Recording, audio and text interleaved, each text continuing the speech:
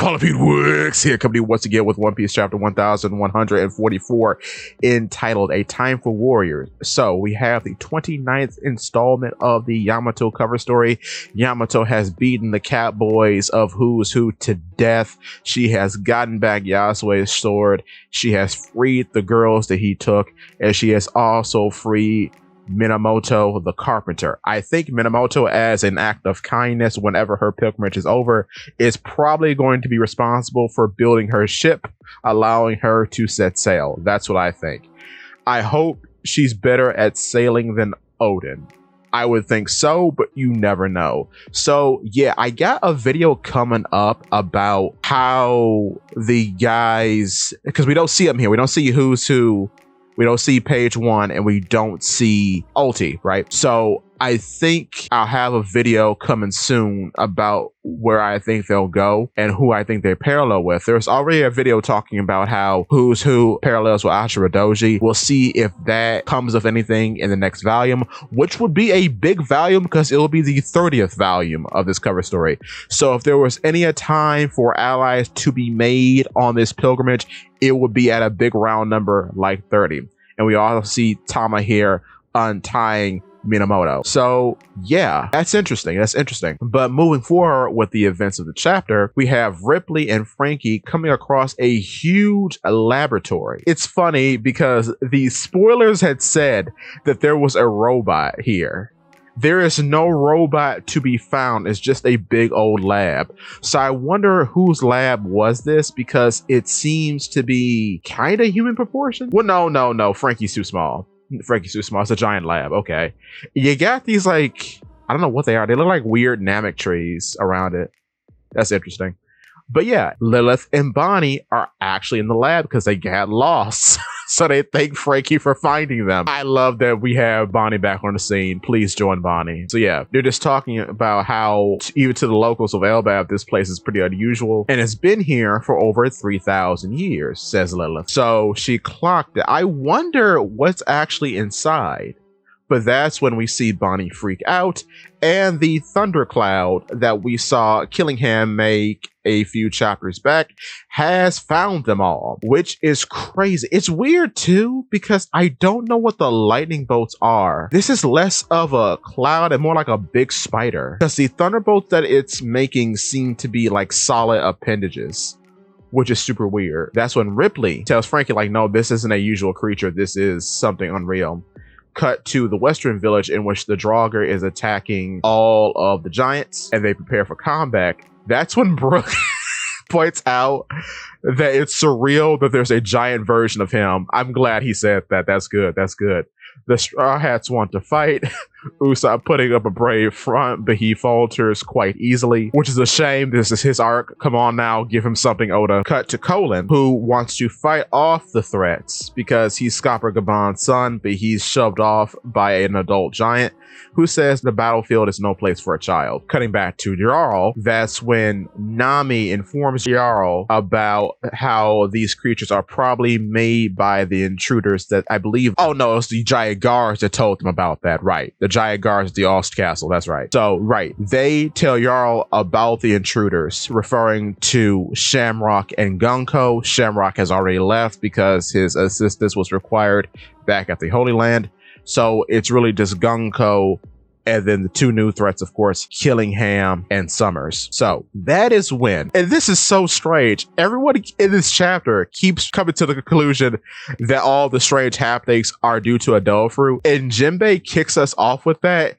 And I gotta say again, Oda doesn't give Jinbei anything important to say now. It was weird because he was always exposition guy before, which I gotta say, every time he said something, it was either weirdly unimportant or oddly placed, because it's like, okay, I know that already, but why would you say that? And then it's like, oh, how did you even know that? Because I keep referring back to the time in which he knew what Sulong was. Well, back when Carrot transformed in Whole Cake Island, he was like, oh, the rumors are true. That always just kind of rubbed me the wrong way, because it's weird. How do you know these type of things? And then like here, he says like, oh, in this world, strange powers usually come from devil fruits. In the way that it's worded, maybe it's a translation thing, but in the way it's worded, it sounds so weirdly matter of fact, like nobody would know this. Yet you're talking to the oldest person in the world and a bunch of people who have heard stories of people like Jarl and others encountering people with devil fruit powers. So that's such a weird statement to make. I don't know. It just sounds weird to me. But maybe I'm being too hard on Jinbei again. I don't know. But they just give him weird stuff to say. I don't know what to make of it. Anyway, that's when Brooke, to show you the difference, that's what Brooke says. Are you sure it's only 2 intruders? All the chaos suggests it could be more. And then everyone agrees. The difference is weird to me because Brooke actually assesses the situation and points out like, well, there's a lot going on here. There are probably more than just 2 guys now, which is more important than what Jinbei is saying here. He's stating the obvious. Of course, if you're seeing giant nightmare creatures, of course it's the ability of a devil fruit. What else would it possibly be? It's just weird based on the company that's around that he would say such an odd thing when you're sitting right next to a guy who's literally a skeleton and is being powered by the ability of a devil fruit. It's strange. I don't know. It's strange to me. Anyway, that's when the group is trying to find out who's behind it, and whomever is kidnapping the children is scum, which of course the Straw Hats want to help, but the Giants refuse because they are the Giants' guests, so they feel inclined to protect their homeland. That's when Jinbei, Usopp, Brooke, and Nami come across Colin, and Colin very cutely asks if they want to come along with him because he thought they were going to stop him from going to assess the situation. Nami thinks this is adorable, and there is the birth of the Colin Pirates, headed by Colin on a Scalver. I can never pronounce this. I pronounced a skeever before. I think that's wrong. I think it's called a Scalver or a Seavar. A Sivaro, but yeah, the flying cloud ship. Colin set sail with the gang. Then cut back to the clearing where the Holy Knights are. We see Gunko actually listening to New World. If you don't know, New World is the song Brooke sings at the start of the time skip in Sabaody Archipelago. So yeah, she is a Soul King fan, which is quite funny. What's even funnier is that she is someone whom is just wearing panties under their coat. So Brooke doesn't even have to ask, can he see her panties, because she already has them out. Wild. If she moves the wrong way, he'll get a panty shot. Fantastic. Summers teases her for listening to music as they are both observing Saul trying to protect the children. That's when we find that the weird thorn barrier force field generated by the thorn fruit can actually be affected by physical, I guess, obstacles. Because as soon as Yveltal, I think her name is, she is Jarl's great granddaughter, she bumps into another child, and then her thorns poke him. So that's crazy how there's an actual physical barrier around the children. That's why I compared it to Bartolomeo's fruit in the last chapter, because it's really seeming like, even though the barrier is invisible, much like Bartolomeo's constructs, they are affected by physical force. So that's wild. It's not just somebody touching them, but it could be something non-living touching them, and actually affects the properties of the barriers. So that's crazy. That's when Jarl gets a smart idea to hog tie the children using the last child in line and just going up the line from the back, which makes a lot of sense. However, his efforts are interrupted by the Fenrir. And the way that this is drawn, I'm not sure if this is a scanning issue or what have you, but I like the soft outline around Fenrir because it makes him look more ethereal. Because these are, well, they're real, but they're dream constructs. They should look otherworldly.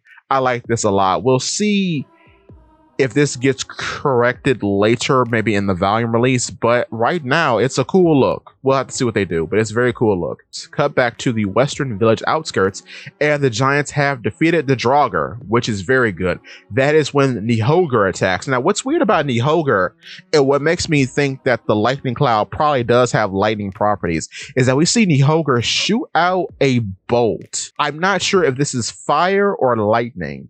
It looks like a bolt of fire because when it splashes down, it fans out like firewood. So that's wild that these things actually have abilities, because Nihogr is the first one who actually does something other than just be imposing. So wow, that's really cool. And yeah, that we get an introduction here, as we do with all the dream constructs. We have what I find scary, a Nihogr, and what I find scary, a ghost. The thing that's described as a ghost is the weird thing wearing the horn hat. That's being described as the ghost. We weren't introduced to the regular ghost this chapter. I don't know if we will be, but yeah. So they attack the village, and that's when we see the boys Broggy and Dory rev up and unleash a Hokaku sovereignty, blasting the ghost and the Nihogr into smithereens, as well as, I guess, the construct that's supposed to be Loki, the Elbathian warrior construct. I don't know who that is. I think it's probably Loki. But yeah, Broggy and Dory are on the scene, and their ship, the Great Eric, has a salver or skeevar mode. So it too has oars that have island clouds on them. Super cool. Love to see it. And all chapter, we were talking about how they weren't coming because they were too drunk, but they threw up their booze and now they're ready to fight. That's great. The giants are relieved to see Broggy and Dory.